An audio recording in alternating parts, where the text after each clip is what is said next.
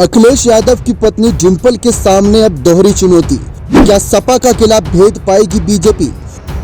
लोकसभा चुनाव में नहीं मिलेगी सहानुभूति।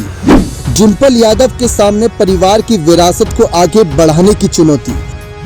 जी हां, लोकसभा चुनाव 2024 को लेकर चर्चाएं चारों तरफ हैं। देखा जाए तो अखिलेश यादव ने कई सीटों पर अपने प्रत्याशियों का ऐलान कर दिया, जिसमें मैनपुरी सीट से समाजवादी पार्टी की प्रत्याशी अखिलेश की पत्नी डिंपल यादव हैं।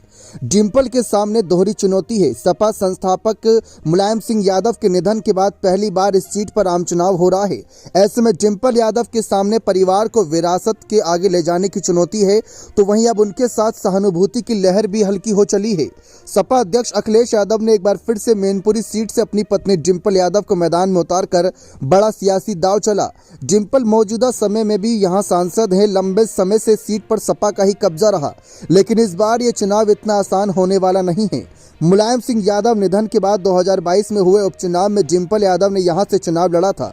इस उपचुनाव में सपा के पक्ष में जबरदस्त सहानुभूति की लहर चली और उन्होंने बीजेपी के रघुराज सिंह शाक्य को 2,88,000 वोटों से हरा दिया। डिंपल यादव को 6,18,000 जबकि शाक्य को 3,29,000 वोट मिले।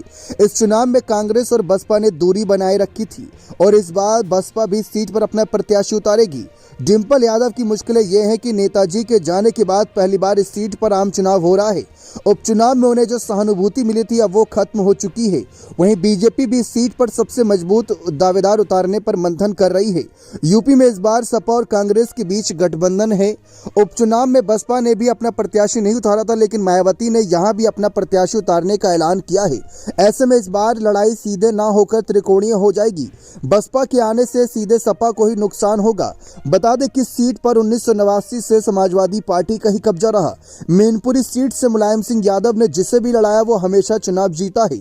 मुलायम सिंह यादव ने सीट पर पहली बार 1996 में चुनाव लड़ा था और जीत हासिल की थी। वो इसे अपनी कर्म भूमि मानते हैं। यहाँ हर जाति व समुदाय के लोगों ने उन्हें वोट दिया। भाजपा ने मैनपुरी सीट पर सपा को हराने की पूरी कोशिश कर ली, लेकिन आज तक कामयाब नहीं हो पाई। लेकिन इस बार पार्टी ने प्रदेश की सभी 80 सीटों को जीतने का लक्ष्य रखा। ऐसे में बीजेपी की भी मजबूत रणनीति के साथ उतरेगी और बीजेपी इसमें कितनी माहिर है ये किसी से छुपा नहीं है, क्योंकि इससे पहले आजमगढ़ और कन्नौज भी भारतीय जनता पार्टी ने सपा से छीन लिया।